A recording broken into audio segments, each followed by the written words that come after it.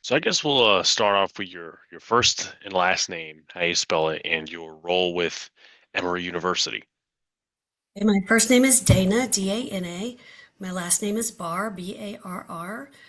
I have a PhD. I'm a professor at Emory University, and my role in the study is I was one of the primary investigators of the study. Absolutely. So my first question to you as we delve into this subject is give a little brief overview of what this study is, a little background, I should say. Do you want to know kind of why we decided to do it, or is that what you're Yeah. asking? Yeah, why Okay. you decided to do it, when was the study conducted, stuff like that. So there was a journalist who had done an informal survey of about 12 people that lived in the Rome area to determine what their blood levels of PFAS were. He had them collect samples, sent them off to an external laboratory. They measured PFAS in the blood, and he contacted me to help him interpret the data and discussing it with the participants of that little survey. It wasn't really a study, it was a survey trying to evaluate just in general what the levels were. And in doing that, I was present, talked with many of the residents that were involved, and they were essentially very concerned about their exposure to PFAS, primarily through the water systems. In addition, there was a group called Calhoun Water Matters, and they had been following on the water measurements of PFAS in the water systems that they had as well, and were very concerned that the levels exceeded the levels that the EPA had previously set as being okay or acceptable levels. And so, given this, and given the fact that the levels did appear to be high in the water that they were seeing, I decided that it might be interesting and useful to evaluate community-wide exposure and see if exposure to PFAS was indeed a problem in these two communities, the community of Rome and Calhoun. And so I applied for funding through a center at Emory called Hercules, which is the Human Exposome Research Center. And they provide kind of expedited, small levels of funding to conduct studies to support larger studies. And so I received the funding to do that and then did a cross sectional evaluation of community wide exposure to 18 different legacy PFAS in Rome and in Calhoun, Georgia. Gotcha, absolutely. So I want to make sure this is correct before we go forward. And obviously, everyone has different interpretations of things. Mm-hmm. I've spoken a lot to PFAS Georgia lawyers, and the definition I was given of PFAS is that it was a chemical that was developed during World War II in I would say, the making of, I think it was the nuclear bomb or the atomic bomb, don't remember which one. And that they spread into the water and they spread throughout the ecosystem pretty much after that. Would you say that's a correct definition or a correct interpretation? So PFAS they're a group of chemicals. It's not one chemical in particular, and they're comprised of a strong carbon fluorine bond. That's really one of the strongest bonds in chemistry, and so they're very stable. They stick around for a long time. They're created and used because of their properties of oil resistance, water resistance, and stain resistance. So, because of that, they're applied to a lot of things, a lot of textiles, a lot of individual things that we would have in our homes. They're used in food packagings. And they're used in other products like pesticides, and there are a variety of uses of them. And because they have this strong carbon fluorine bond, they don't break down in the environment. That's why they're called forever chemicals. They can leach into the soils, leach into groundwater, get into water sources. That's one of the common routes or pathways of exposure. But also, it's very prevalent in dust in homes if you have products in your homes that contain PFAS, like carpeting or upholstery that might contain PFAS. And so there are many pathways of exposure, but yeah, water is definitely one of the predominant pathways of exposure. But PFAS are a group of chemicals, not an individual chemical. Gotcha. Okay. My next question is, what were some of the things you found during the study? And my next question, obviously, I know that's a big question because it's a long study. What is the measurement of PFAS that would put damage into your body? Okay, so repeat the question first. I've lost the first part of the Oh, you're question in my good. You're mind. good. What were some of the things you found when conducting this study? Our intent really was to look at community-wide exposure. So just to tell you, to preface this by saying it was an exposure study, it was an exposure study only. We weren't trying to identify how people were exposed necessarily, although we were looking at predictors of exposure. We weren't trying to identify any health outcomes that were associated with exposures. So we went into the community, took blood samples from 107 and measured 18 PFAS in the blood samples. We found that several of those PFAS, individual PFAS chemicals were really high in individuals. For example, one PFAS called PFOA was higher in about 60% of the people. It was high, or 40% of the people. It was higher than almost all of the U.S. population. Back in a few years ago, the National Academies of Science, Engineering, and National Academies of Science, Engineering, and Medicine actually set critical call values or health-based guidelines for PFAS. And those guidelines were based on an extensive review of the literature and studies that had been conducted that associated PFAS with individual health outcomes like kidney cancer, testicular cancer, or thyroid problems.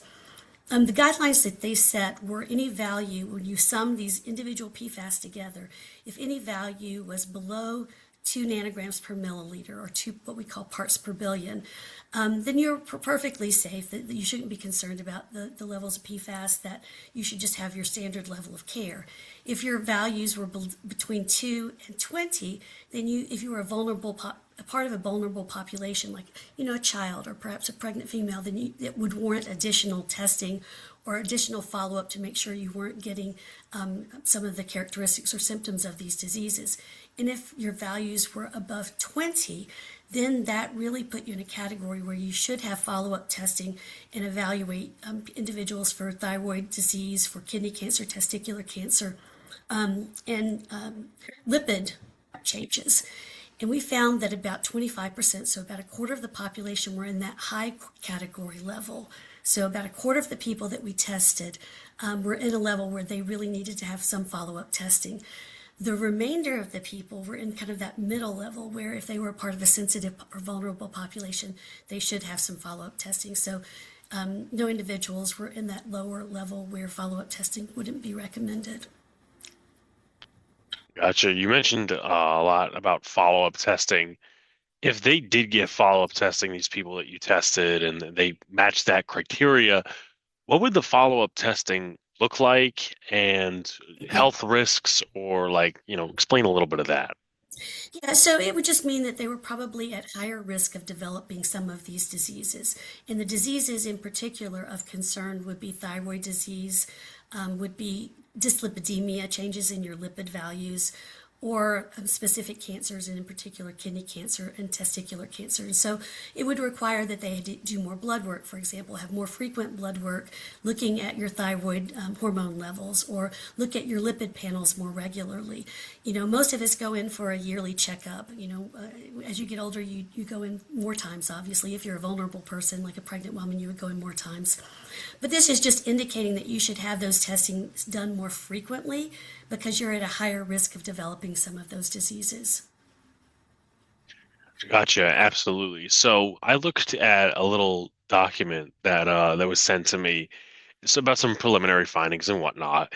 And it said that drinking bottled water can be associated with a decrease in PFAS contamination. Now, a separate subject would be something I was taught in college, that, if you're drinking water from a water bottle, sometimes the plastic can mix in the tiny plastics. But on the surface and the subject of PFAS chemicals, why is drinking bottled water associated with a decrease in those chemicals of Well, we don't contamination? know.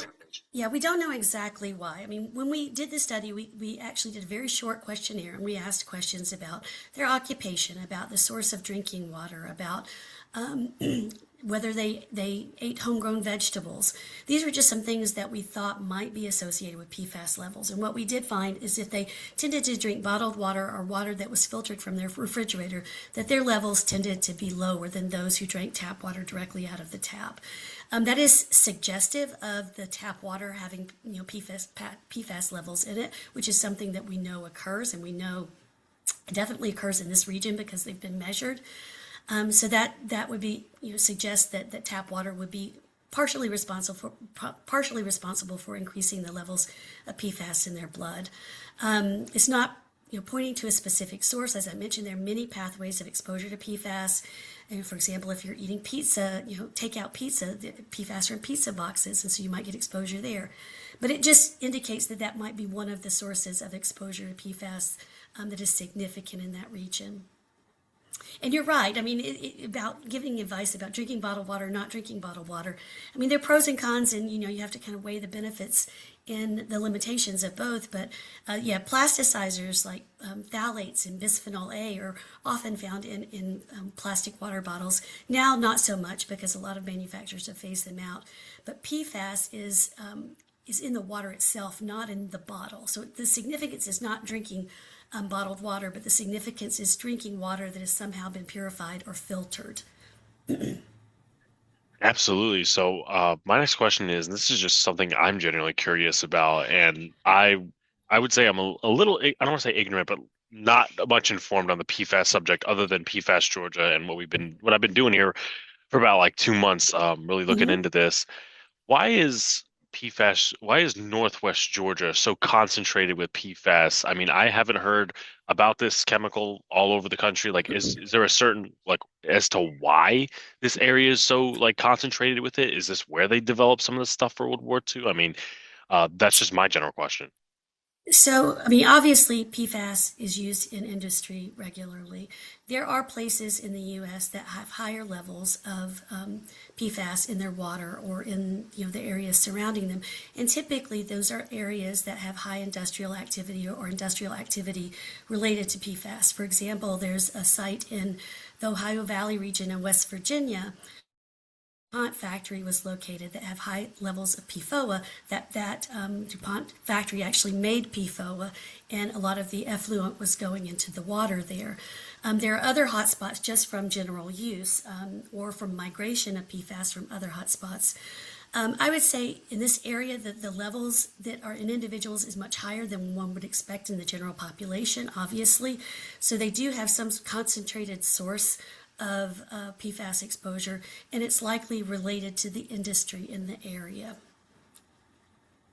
Gotcha, absolutely. I mean, as I mentioned before, I've talked with PFAS lawyers, and they're talking about the carpet industry and stuff like that. Mhm. My next question is, what is the difference between classifications of PFAS? I saw in that little document you mentioned a couple of different types, PFOs, or however you call them, Yeah. PFNA, PFDA. What are the differences between each classification? So it just is a slight difference in the chemical. So PFOA is the O in it stands for octane or eight. So basically, it has 8 carbons. PFDA, the D stands for deca, which is 10. So it just is the number of carbons and the actual constituents on it, whether it's a sulfur or whether it's an oxygen. So these differ in their size essentially. And the ones that are larger, which are the ones that you hear about, the PFO, PFDA, PFHXS, those have more carbons than some of the ones or the newer ones that are being used today, which we call short chain and ultra short chain. And they stick around in the environment much longer. And so we have much more information on them because we can easily measure exposure and we can easily measure them in the environment as well. But these are from legacy use. These are not being used anymore. This is from past use, so it's not from continued use. Absolutely. So, um, my next question is, how can people, from your eyes, spread awareness about PFAS chemicals and try to avoid them as best as possible? I know it's something, again, there is more awareness because companies don't use as much. I know the carpet industry does, but you mentioned it's more of a legacy contamination. So how can people like spread awareness and try to avoid contamination as much as possible? So the current ones that we're measuring, these long chain ones are from legacy contamination. PFAS are continuing to be used, but smaller ones are. So you can still be exposed to other PFAS from present or current use. One way to try and avoid exposure to legacy PFAS would be to drink filtered water, to try and perhaps get a reverse osmosis system in your home, or make sure that you're filtering the water. When you do filter water, one thing you have to make sure of though is that you change the filters in accordance with the manufacturer's guidelines because they have a finite capacity. And if you continue to use them after that capacity, then you're actually then eluting or putting PFAS back into your water at a higher level, kind of a larger bolus of it. To try to avoid things that are waterproof or stain-proof or oil-proof, for example, pop your own popcorn, in a pan rather than using microwave popcorn containers because those contain PFAS. Or, maybe don't order pizza out, but cook pizza in. So just trying to avoid using things that contain PFAS. So that would be things that have stain resistant or water oil resistant properties. And then also by trying to filter water. Dust levels of PFAS can be high if you've used PFAS in your home, like in carpeting or in, your sofas or chairs or things in the past. And so trying to eliminate household dust, would be another way of doing it. So there are ways that you can try to reduce exposure overall, but they do require that you do something preventatively in the beginning rather than just trying to think about it after you've been exposed. Gotcha. My next question is, do you think, or at least do you hope, along with, again, several other things in Northwest Georgia, several other campaigns rather, do you hope this study could be the start of something where people start waking up and they start hearing and they start doing things differently when it comes to the environment, when it comes to their own health, in regards to PFAS chemicals?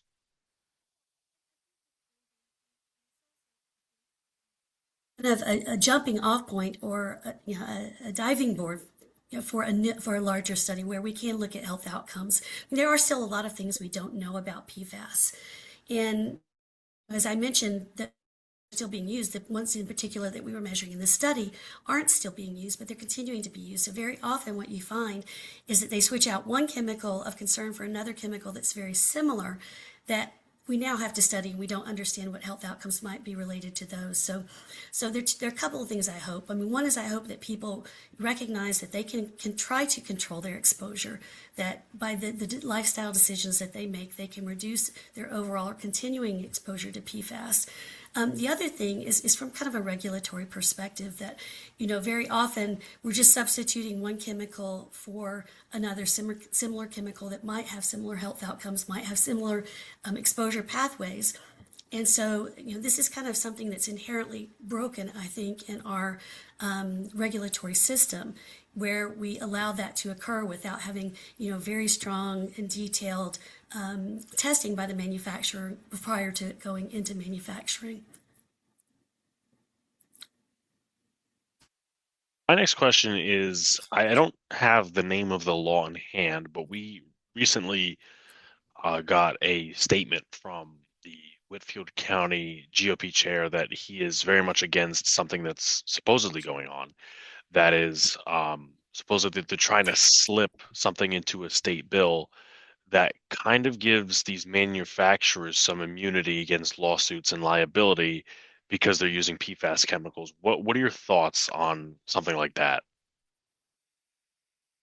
So, so that's a House Bill 211 in Georgia, and so they're they're trying to obviously protect not the manufacturers but the people that actually use the products.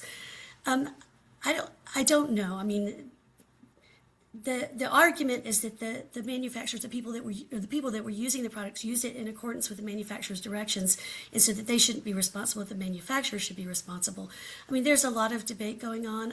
I don't know what the right answer to that is, or whether what they're doing is very transparent or not. I'm not sure. I think that we need to have more laws that actually protect the consumer more than protect the people that are producing or using these things, these products. But I don't know the impact of that law and what it will do. But like I said, I think we need to have laws that are more protective for consumer health than anything. Gotcha. And to my knowledge, and I very well could be wrong, has this study been published yet? And if not, when should we expect it to be done and published? It has not been published, and as most studies that haven't been published, the findings are preliminary until they are.